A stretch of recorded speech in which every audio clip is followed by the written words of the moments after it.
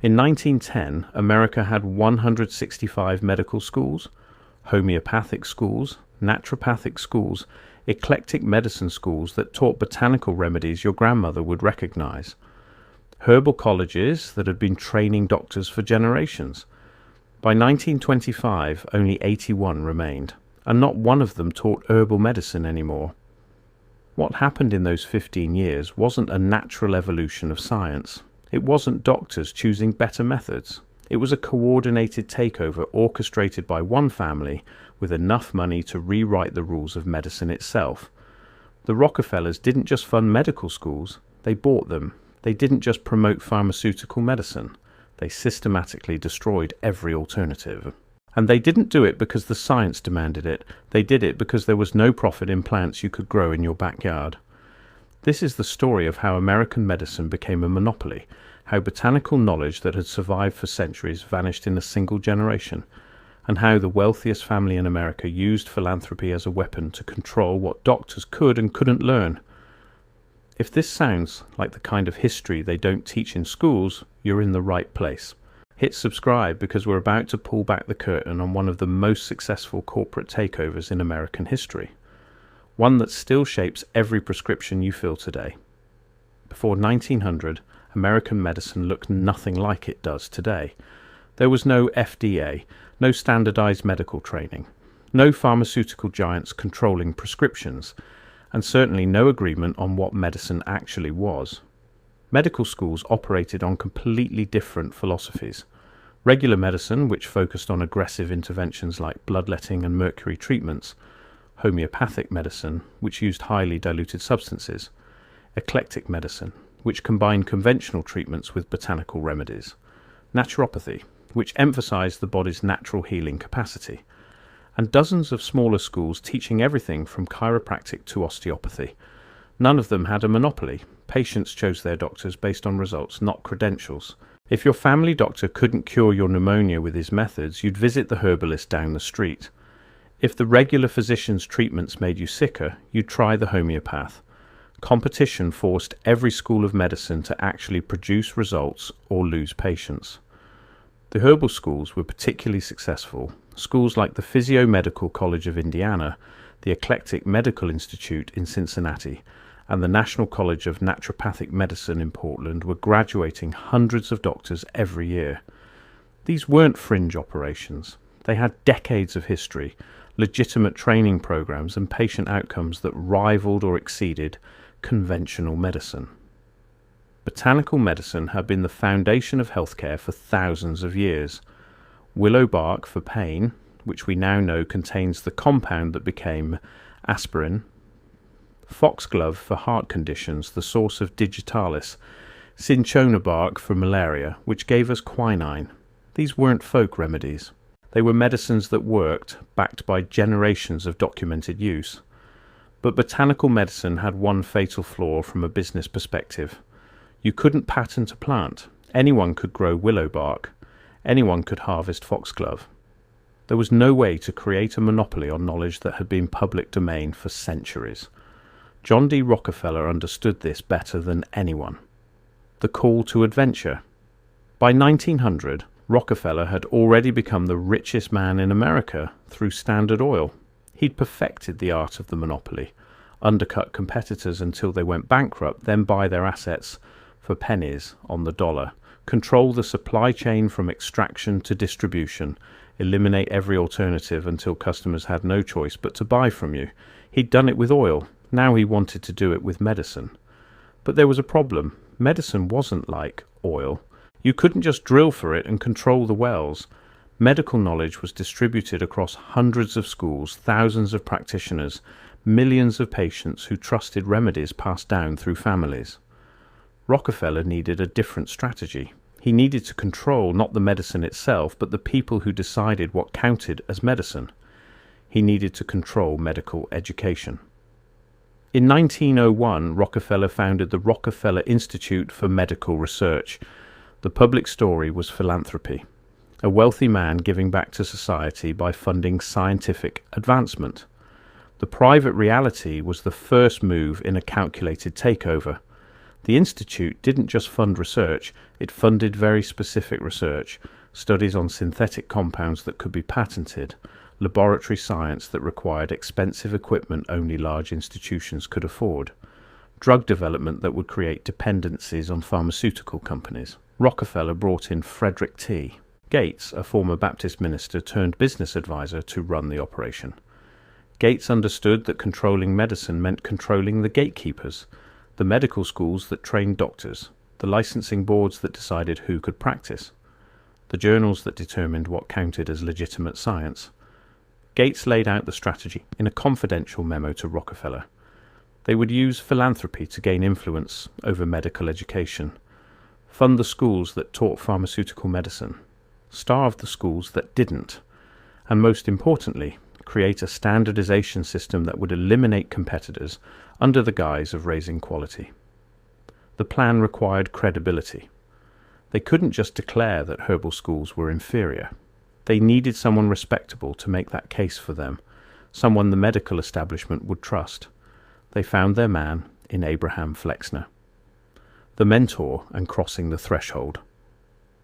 Abraham Flexner was not a doctor. He'd never practiced medicine, never attended medical school. He was an educator who ran a private school in Louisville and had written a book criticizing American colleges. That book caught the attention of the Carnegie Foundation, which was working closely with Rockefeller on the medical education project. In 1908, they hired Flexner to conduct a comprehensive survey of every medical school in America. The Carnegie Foundation would fund the study.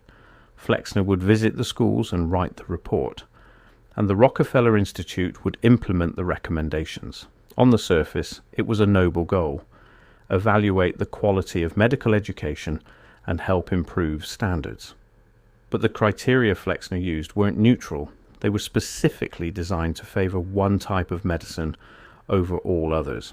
Flexner's standards required expensive laboratory facilities, full-time faculty with research credentials, extensive clinical training in hospital settings, standardized curricula based on European models, high entrance requirements that would limit enrollment. These standards made perfect sense for pharmaceutical medicine, which was laboratory-based, required expensive equipment, and relied on hospital access. They made no sense for botanical medicine, which was practice-based, required gardens and field knowledge, and had successfully trained doctors in apprenticeship models for centuries. Herbal schools couldn't meet Flexner's standards without abandoning everything that made them effective. They'd have to eliminate their gardens and replace them with laboratories, fire their experienced practitioners, and hire research PhDs, stop teaching patients how to grow their own remedies, and start teaching them to prescribe patented drugs. It was a setup. The standards weren't designed to measure quality. They were designed to eliminate competition. Flexner spent 2 years visiting 155 medical schools across America. He gave most of them less than a day. Some got only a few hours. He didn't evaluate patient outcomes, didn't interview graduates, didn't review long-term success rates. He measured buildings, equipment, and whether schools matched his predetermined criteria. In 1910, the Flexner Report was published. It was a devastating attack on more than half of America's medical schools. Schools that had operated successfully for decades were declared inadequate overnight. Herbal schools, homeopathic schools, naturopathic schools were all condemned as unscientific, poorly equipped, and dangerous to public health. The report recommended that most of them be closed immediately. The tests, allies, and enemies. The Flexner Report wasn't just an academic document, it was a weapon, and Rockefeller knew exactly how to use it. Within months of publication, Rockefeller's General Education Board began offering unprecedented grants to medical schools, but only to schools that agreed to implement Flexner's recommendations, only to schools that would restructure their curricula around pharmaceutical medicine, only to schools that would abandon botanical and alternative approaches. The money was staggering. Washington University in St. Louis received $75,000 in 1910, equivalent to over $2 million today. Johns Hopkins got even more. Yale, Harvard, Columbia all received massive Rockefeller grants, but only after agreeing to drop their homeopathic departments and restructure around pharmaceutical training. Schools that refused the money found themselves in an impossible position. State licensing boards, influenced by the Flexner Report, began requiring graduates to come from accredited schools, but accreditation required meeting Flexner standards, which required money most schools didn't have. The Eclectic Medical Institute in Cincinnati had been training doctors since 1830. 80 years of successful graduates, thousands of practitioners, a solid reputation for producing effective physicians. When they refused to abandon botanical medicine, Rockefeller's foundation refused funding. When they couldn't afford to build the laboratory facilities Flexner demanded, they lost accreditation. When they lost accreditation, they couldn't legally graduate doctors. By 1939, they were forced to close. The pattern repeated across the country. The Physio-Medical College of Indiana, the California Eclectic Medical College, the National College of Naturopathy, the American School of Naturopathy. All destroyed not because they were producing bad doctors, but because they couldn't afford to meet standards specifically designed to exclude them. Some schools tried to adapt. The New York Homeopathic Medical College attempted to incorporate Flexner's recommendations while maintaining their homeopathic focus. They built laboratories, hired research faculty, restructured their curriculum. It didn't matter. Rockefeller's foundation still denied them funding. By 1918, they'd merged with a conventional medical school and abandoned homeopathy entirely. Hahnemann Medical College in Philadelphia, one of the most prestigious homeopathic institutions in America, held out longer. But without funding, they couldn't compete. Their facilities aged while Rockefeller-backed schools built modern campuses. Their faculty left for better-paying positions at pharmaceutical schools. By 1950, they'd completely eliminated homeopathic training. The last major eclectic medical school, the Eclectic Medical University in Kansas City, fought until 1939. They graduated doctors who would practice botanical medicine into the 1960s, but they couldn't train new ones. The knowledge began dying with that generation. What made this particularly insidious was the public relations campaign that accompanied it. Rockefeller's foundations didn't present this as an attack on competition. They framed it as raising standards, protecting patients, advancing science. Anyone who objected was painted as anti-progress, anti-science, a snake oil salesman protecting their scam. But the science didn't support the attack. Botanical medicines weren't less effective than early pharmaceutical drugs. Many early pharmaceuticals were just isolated compounds from the same plants herbalists had been using for centuries. The only difference was that pharmaceutical companies could patent the isolated compound and charge monopoly prices. The approach to the Inmus Cave. By 1920, the takeover was nearly complete, but Rockefeller faced one remaining obstacle: the doctors already in practice. Tens of thousands of herbalists, homeopaths, naturopaths, and eclectic physicians were still treating patients across America. They'd been trained before the Flexner Report. They had established practices, loyal patients, and decades of experience. You couldn't just shut them down. So Rockefeller's foundations took a different approach. They went after the licensing boards.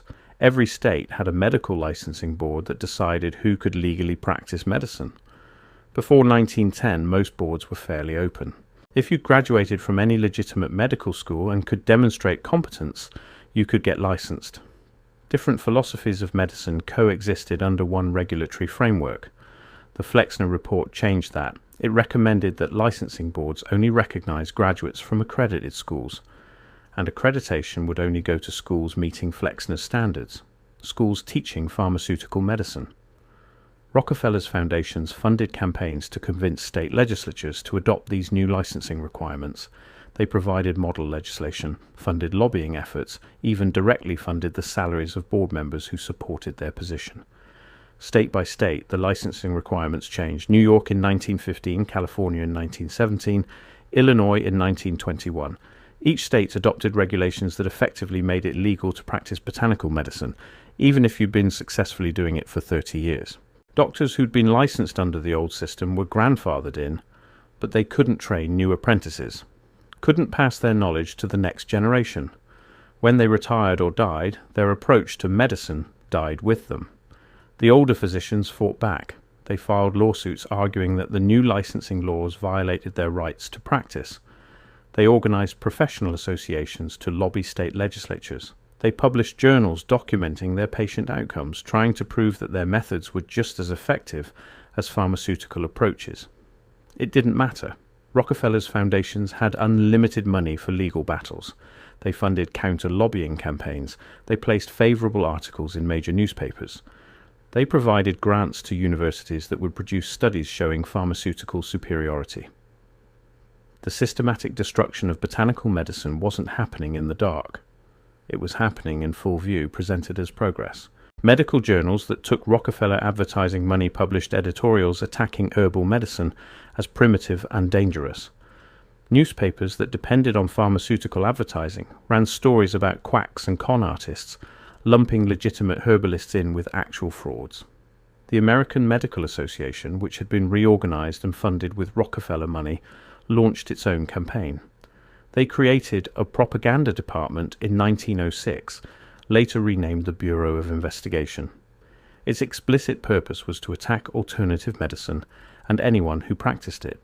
The AMA's investigator, Arthur J. Cramp, spent decades writing exposés of homeopaths, naturopaths, chiropractors, and herbalists. His work was published in JAMA, the Journal of the American Medical Association, and reprinted in newspapers across the country. The message was consistent. Pharmaceutical medicine was scientific and trustworthy. Everything else was quackery. What Cramp never mentioned in his exposés was that the AMA was receiving massive funding from pharmaceutical companies and Rockefeller foundations. The organization wasn't an independent medical authority. It was a lobbying arm of the industry it claimed to regulate.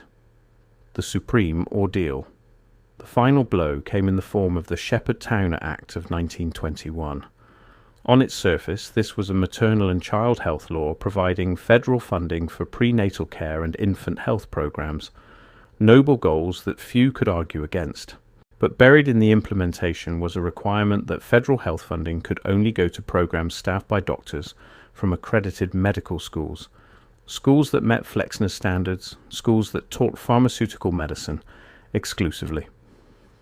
Midwives who had been delivering babies safely for generations found themselves ineligible for federal programs. Naturopathic doctors who specialized in prenatal nutrition were excluded. Herbalists who had helped women through childbirth for decades couldn't participate. Patients who wanted to use these practitioners had to pay out of pocket, while their tax dollars funded only pharmaceutical approaches. Over time, this financial pressure pushed more and more families toward conventional doctors, not because the care was better, but because it was subsidized. The Rockefeller foundations understood something crucial about monopoly power. You don't need to make your product better than the competition. You just need to make the competition inaccessible. By 1925, the transformation was complete. Of the 165 medical schools operating in 1910, only 81 remained. Every single school teaching primarily botanical medicine had either closed or completely restructured to focus on pharmaceutical approaches. The last homeopathic hospital in America, New York's Flower Hospital, stopped offering homeopathic treatment in 1936. The building still stood, but the medicine it was built to provide had been eliminated. Botanical knowledge that had been refined over centuries began vanishing, not because it didn't work, not because something better had replaced it, but because there was no legal way to teach it or practice it, or get paid for providing it. Seizing the sword. What Rockefeller gained was control over a market that every single human being would need eventually: healthcare. By 1930, the pharmaceutical industry was booming. Drugs that were once one option among many became the only option. Doctors who once chose between multiple treatment approaches now prescribed from a narrow formulary of pharmaceutical products. It was vertical integration on a scale that made Standard Oil look simple. Control the raw materials, control the manufacturing, control the doctors who prescribe, control the schools that train the doctors. Medical schools that took Rockefeller money taught pharmaceutical approaches. Doctors trained in those schools prescribed pharmaceutical drugs. Licensing boards staffed with pharmaceutical-trained doctors regulated out botanical practitioners. The patient sat at the center with no real choice. Their doctor had been trained in only one approach. The hospital offered only one type of treatment. Alternatives, if they still existed, were expensive, marginalized, and often illegal. But Rockefeller gained more than money. He gained something more permanent. He gained control over what counted as medical knowledge itself. The road back. The consequences of this takeover didn't become fully apparent for decades. At first, pharmaceutical medicine delivered on some of its promises. Antibiotics saved lives, vaccines prevented diseases, surgical techniques improved outcomes for trauma and acute conditions. But pharmaceutical medicine also had limitations that botanical medicine had understood for centuries. It excelled at acute interventions, infections, injuries, emergency situations, but it struggled with chronic conditions, autoimmune diseases, metabolic disorders, mental health, the kinds of conditions that require long-term support for the body's natural healing process rather than aggressive intervention. Botanical medicine had never claimed to cure bacterial pneumonia better than antibiotics, but it had approaches for supporting immune function, reducing inflammation, and helping the body maintain health over decades. Knowledge about adaptogens, nervines, digestive bitters, circulatory tonics, all refined over generations of observation. That knowledge was lost, not because it was disproven, not because something better replaced it, but because there was no institutional structure to preserve it, teach it, or allow it to evolve with modern understanding. By the 1960s, Americans were the most medicated population in human history. Drugs for blood pressure, cholesterol, depression, anxiety, sleep, digestion, inflammation. Pills for conditions that previous generations had managed through diet, herbs, lifestyle, and time. The pharmaceutical approach worked brilliantly for the conditions it was designed to treat, but it was being applied to everything because it was the only tool doctors were trained to use. When your only tool is a prescription pad, every problem starts to look like a deficiency of patented compounds. Medical costs began rising faster than inflation. In 1960, Americans spent $27 billion on healthcare, about 5% of GDP. By 2020, that figure had reached $4 trillion, nearly 20% of GDP. The system Rockefeller had created was increasingly expensive, increasingly complex, and increasingly unable to keep people healthy. Something else began happening in the 1960s and 70s. People started looking for alternatives, not because they rejected science, but because pharmaceutical medicine wasn't solving their problems. Chronic pain, autoimmune conditions, mental health challenges, digestive issues, conditions that drugs could sometimes manage but rarely resolved. They found fragments of the knowledge that had been systematically destroyed, books written by elderly eclectic physicians before they died, herbal guides published by naturopaths who'd practiced illegally in states that banned them, folk knowledge preserved in communities that never fully bought into the pharmaceutical model. The revival of interest in herbal medicine in the 1970s wasn't a return to some romantic past. It was people recognizing that something valuable had been lost when botanical medicine was eliminated, that the monopoly Rockefeller created had narrowed medicine in ways that left gaps. But 60 years of institutional destruction couldn't be undone quickly. The schools were gone, the hospitals were gone, the journals were gone, the professional associations were gone. The legal framework that allowed botanical practitioners to operate was gone. Modern herbalists had to rebuild from scattered fragments. They had no institutional support, no legal protection, no standardization, no way to learn except from other marginalized practitioners or old books. They were dismissed as New Age hippies playing at medicine, even though they were trying to preserve knowledge that had once been mainstream. The resurrection today, Americans spend more on healthcare than any nation on earth. We take more prescription drugs than any population in history. We have access to medical technology that would have seemed like science fiction a century ago. And yet, we're sicker than we've ever been. 70% of Americans take at least one prescription drug. Half take 2 or more. Chronic disease affects 60% of adults. Autoimmune conditions are epidemic. Mental health diagnoses are skyrocketing. Something isn't working. The pharmaceutical model that Rockefeller's foundations installed as the only legitimate approach to medicine excels at what it was designed for: acute interventions emergency care, infections, injuries, situations where aggressive treatment can resolve a crisis. But it struggles with the conditions that now dominate healthcare: diabetes, heart disease, autoimmune disorders, depression, anxiety, chronic pain, digestive problems. These aren't deficiencies of patented compounds. They're complex systemic conditions that develop over years and require long-term support for the body's healing processes. The approaches that botanical medicine specialized in: supporting organ function, reducing inflammation, modulating immune response, improving stress resilience, optimizing nutrition. These weren't rejected because they didn't work. They were eliminated because they weren't profitable enough. We're now seeing a slow recognition of what was lost. Medical research is rediscovering compounds in plants that herbalists had been using for centuries. Curcumin from turmeric for inflammation, compounds in green tea for metabolic health, adaptogens like ashwagandha and rhodiola for stress resilience. Each discovery is presented as cutting-edge science. Rarely does anyone mention that traditional medicine had been using these plants successfully long before they were put through clinical trials.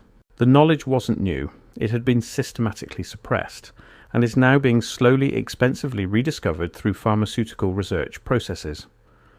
Some medical schools are cautiously reintroducing nutrition education, which had been almost entirely eliminated from medical training in the decades after Flexner.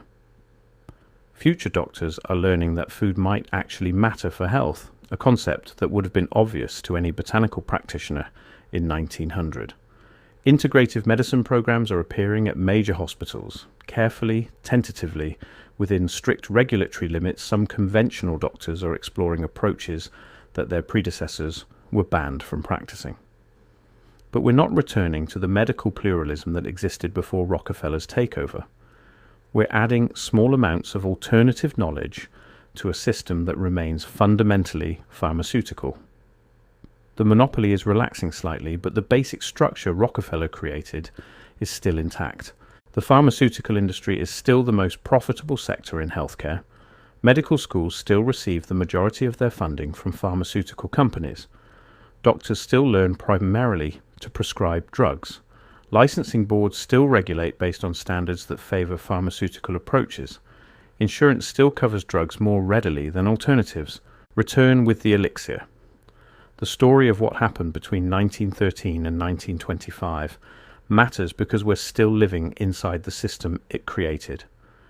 Every time you visit a doctor who spends 7 minutes with you before writing a prescription, every time you're told there's no treatment for your condition except managing symptoms with drugs, every time you wonder why healthcare is so expensive yet leaves so many people chronically ill, you're experiencing the consequences of a monopoly created a century ago by a family that understood that the real money wasn't in curing disease.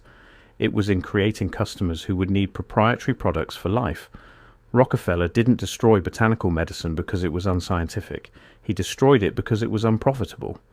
Because knowledge that can't be patented, controlled, and sold at monopoly prices is worthless to someone building an empire. The medical schools that were closed weren't fraudulent operations. Many had longer histories and better patient outcomes than the pharmaceutical schools that replaced them. They were destroyed because they taught approaches that threatened a business model. The doctors who were regulated out of practice weren't quacks. They were skilled practitioners whose only crime was learning a type of medicine that someone more powerful wanted to eliminate. This isn't ancient history. There are people alive today whose grandparents were trained in schools that no longer exist, who remember when botanical medicine was a normal option, not a fringe practice. The knowledge we lost wasn't lost to time.